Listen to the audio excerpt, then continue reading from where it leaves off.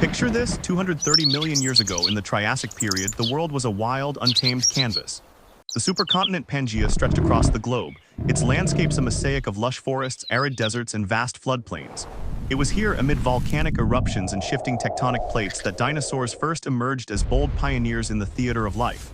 They weren't just animals, they were nature's audacious experiments in size, speed, and survival. From the towering Brachiosaurus, whose neck stretched like a living skyscraper to pluck leaves from the highest canopies, to the cunning Velociraptor darting through underbrush with razor-sharp claws and a predator's intellect, these creatures dominated every niche. Imagine the ground trembling under the thunderous footsteps of a herd of Apatosaurus, their massive bodies casting long shadows over the land.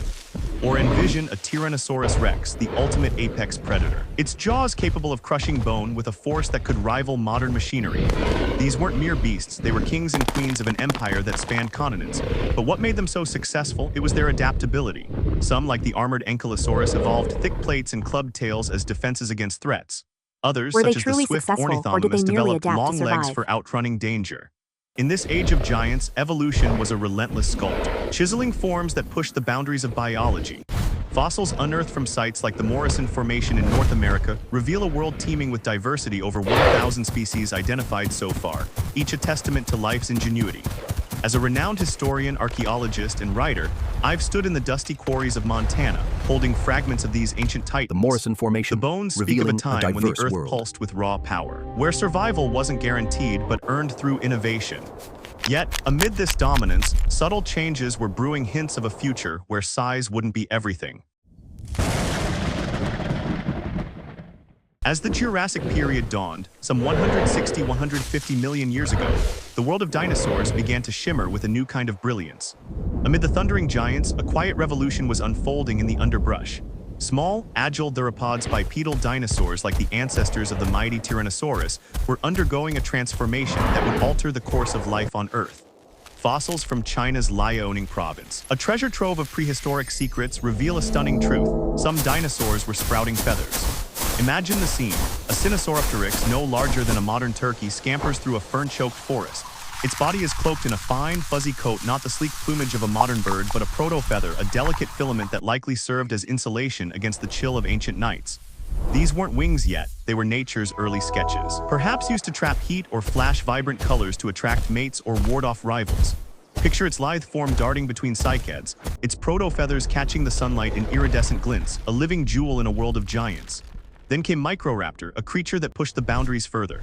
Unearthed from the same Liaoning beds, this four-winged dinosaur glided through Jurassic forests like a shadow, its feathers spread across both arms and legs. Fossils show intricate structures, not just simple fuzz, but true flight feathers with barbs and hooks, eerily similar to those of modern birds. Did Microraptor soar like an eagle? Likely not. Its wings suggest it could glide from tree to tree, a daring acrobat in a world where the ground belonged to predators. Each fossilized feather is a snapshot of evolution in action, a moment when nature began to dream of flight. As an archaeologist, I've held these fossils in my hands, marveling at their delicate imprints. The Liaoning deposits are like pages from an ancient manuscript, each layer revealing a new chapter in the story of life. These early feathers weren't just adornments, they were the seeds of a radical idea. In a world ruled by brute strength, these small, feathered dinosaurs were rewriting the rules, proving that survival could hinge on subtlety as much as size. Fast forward to the late Jurassic, around 150 million years ago, and we meet one of evolution's most iconic figures, Archaeopteryx. Discovered in the limestone quarries of Bavaria, Germany in the 1860s, its fossils sent shockwaves through the scientific world. Here was a creature that defied categorization, part dinosaur, part bird, a living paradox etched in stone. Imagine Archaeopteryx perched on a gnarled branch in a misty forest, its toothy jaws snapping at insects, its long, bony tail swaying for balance. Its wings, fringed with asymmetrical feathers, were not yet built for sustained flight, but they were more than mere ornaments. Perhaps it fluttered clumsily between trees or leaped to catch the wind, testing the air in fleeting, awkward bursts. Its skeleton tells a tale of duality. The clawed fingers and reptilian tail of a dinosaur paired with the wishbone and feathered wings of a bird. To stand before an Archaeopteryx fossil is to witness a frozen moment of transition. It's not the first bird. That title is too simplistic for the messy branching paths of evolution. Instead, it's a bridge, a snapshot of a lineage caught mid-stride between earth and sky. As a historian, I see in it a story of trial and error, of nature's relentless experimentation. Archaeopteryx wasn't perfect. Its flight was likely feeble, its survival a daily gamble. Yet in its imperfections lies its beauty, a testament to the slow, patient work of evolution, where every small step counts. As the Jurassic gave way to the Cretaceous, the stage was set for one of nature's boldest leaps, true flight. The feathered dinosaurs of earlier eras had laid the groundwork, but now evolution began to refine its craft. Feathers grew more complex, with interlocking barbs and veins that could catch the air with precision. Bones became lighter, hollowed out by intricate air sacs that mirrored the respiratory systems of modern birds. These weren't just incremental changes. They were a revolution in anatomy, a re-engineering of life itself to conquer the skies. Picture a microraptor, its four wings spread like a living kite, gliding through the dense Cretaceous forests of what is now China. Its movements were not the clumsy flaps of its ancestors, but a calculated dance with the wind. Fossils show its feathers had asymmetrical veins, a hallmark of flight-capable wings, suggesting it could maneuver with a grace that hinted at what was to come. Meanwhile, creatures like Confuciusornis, found in the same fossil-rich Liaoning beds, took the transformation further. Its beak, free of teeth, was a striking departure from its reptilian kin, a lightweight tool for snapping up seeds or insects. Its skeleton, with a fused pygostyle where a long tail once was, showed evolution's relentless drive toward efficiency. Flight was more than a physical act, it was a liberation. The ground, ruled by towering predators like Allosaurus or later Tyrannosaurus, was a battlefield of tooth and claw. The skies offered a new frontier, a realm where small, agile creatures could escape the jaws of death. Imagine a flock of early birds, their wings beating in unison as they rose above a forest canopy, dodging the snapping jaws of a Deinonychus below. This wasn't just survival, it was a declaration of independence, a claim to a domain where size no longer dictated dominance. As a writer, I see the poetry in this transition. The fossils of these early aviators, preserved in stone, are like stanzas in an epic saga.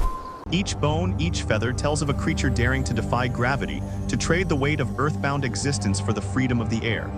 The skies were no longer a dream but a reality, and with each flap, these proto-birds were rewriting the story of life. Then came the end of the Cretaceous, 66 million years ago, when the heavens themselves seemed to turn against the Earth. A massive asteroid, now known as the Chicxulub impactor, slammed into the Yucatan Peninsula with a force equivalent to billions of atomic bombs.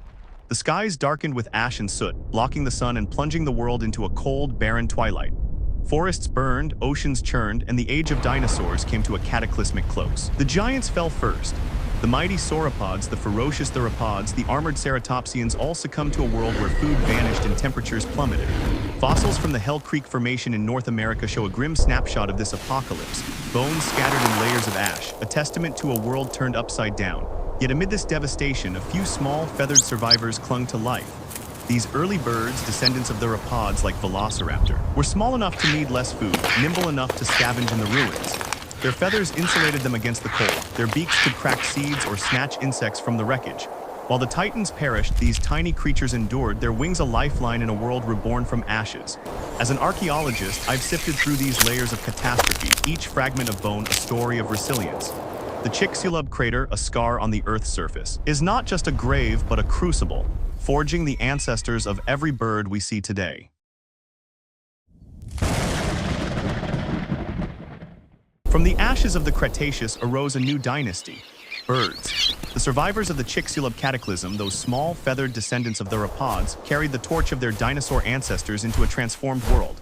The Earth they inherited was no longer the dominion of giants but a patchwork of recovering ecosystems, where adaptability and versatility were the keys to survival. These early birds, with their lightweight bones, efficient lungs, and versatile beaks, were uniquely equipped to thrive. Imagine a post-apocalyptic landscape where the air is thick with the scent of charred forests and the ground littered with the bones of fallen titans. In this desolate world, a small creature, perhaps an ancestor of the modern sparrow, flits from one sparse shrub to another, its beak cracking open seeds scattered by the wind.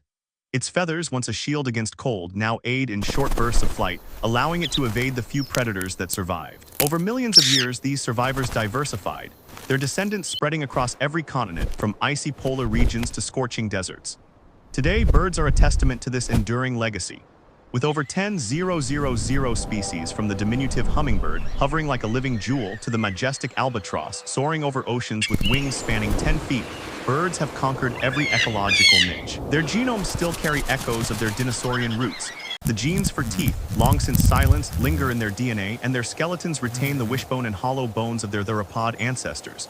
When you watch a hawk's piercing gaze or hear the haunting call of a loon across a misty lake, you're witnessing the living descendants of dinosaurs, not as relics but as vibrant, evolving beings. As a historian and archaeologist, I find myself awestruck in the presence of a simple sparrow. Its rapid heartbeat, its delicate wings, are not just features of a bird but the culmination of a 150 million year saga. Each chirp is a note in a symphony that began with the roars of Velociraptor, each flight a continuation of Archaeopteryx's tentative leaps. Birds are not just survivors, they are storytellers, carrying the legacy of a lost world into the present. The journey from dinosaurs to modern birds is not a tale of extinction but of metamorphosis. It's a story written in stone and sky, in the bones of ancient giants and the wings of today's sparrows. Evolution is not a straight line but a sprawling tapestry, woven with threads of chance, adaptation, and resilience. From the towering Brachiosaurus to the nimble Microraptor, from the cataclysm that ended an era to the birds that rose from its ashes. This is a narrative of transformation, not termination. In the quiet Holding an Archaeopteryx hum fossil, of I don't just see a existence, relic of the past. I ancient see a bridge spanning echoes millions of years, stir. connecting the thunderous footfalls of dinosaurs to the delicate flutter of wings. As a writer, I'm captivated by this saga, where nature plays the role of both artist and architect, crafting a lineage that defied oblivion to soar into eternity. When you next hear a bird's song at dawn, pause and listen. You're hearing the echoes of dinosaurs, still alive, still singing, still flying. What do you believe? 1. Dinosaurs evolved into birds through millions of years of gradual change. 2. Birds are a completely separate lineage and the dinosaur connection is just a theory. Drop your choice, 1 or 2, in the comments and let's see who's on the same wavelength as us. Don't forget to like, subscribe, and hit the bell for more epic journeys through time.